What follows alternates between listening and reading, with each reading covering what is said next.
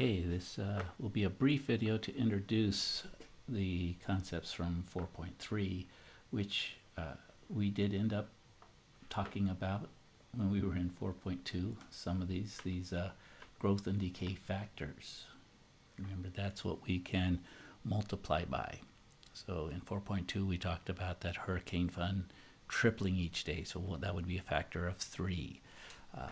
And then we related that factor, so we're changing by 3 each day. Remember, we started with $35. We multiplied by each day, it would get tripled. And we talked about that if we look at that as in terms of a percent change, that would be 300%, 3 times 100. That's how we make a percentage. And then we subtract the 100% that we start with. So that's going to give us a 200% change. And in this case, it's a 200% increase, so we could put a plus. And then our initial value, as we saw from the examples, is always the number in the front. That's what we started with. We have to start with something, or at least we start with 1, I guess. If you start with nothing and you do a percentage change, 0 times whatever percent is still going to be 0. So you have to start with something with exponential growth at some point. Okay, so there's a main thing is talking about the growth factor. So that's what we're going to introduce.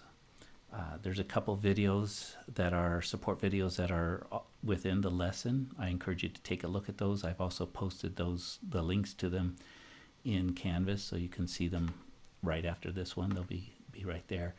But let's just talk briefly. You know, if I have well, let's go with a 25%. A 25% increase means that I get everything back plus 25%.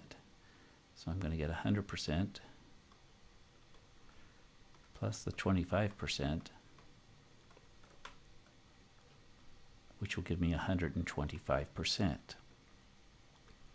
In mathematics, we use the percentages as decimals.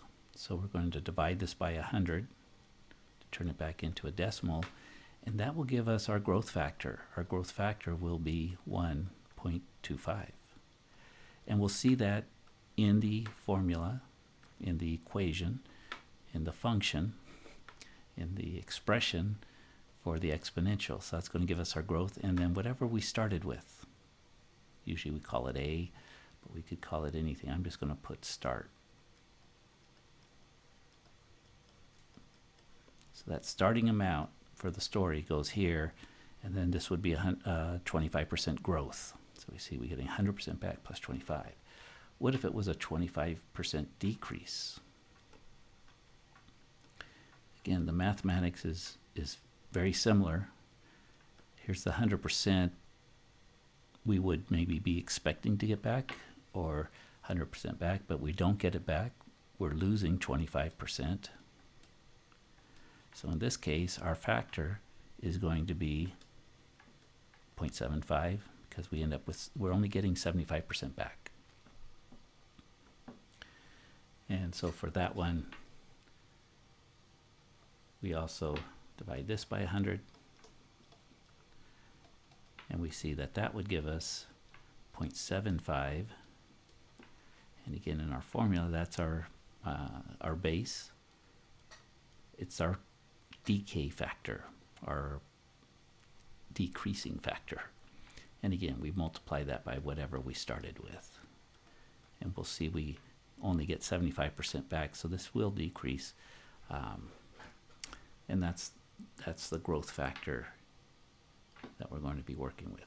The homework problems will take you through it.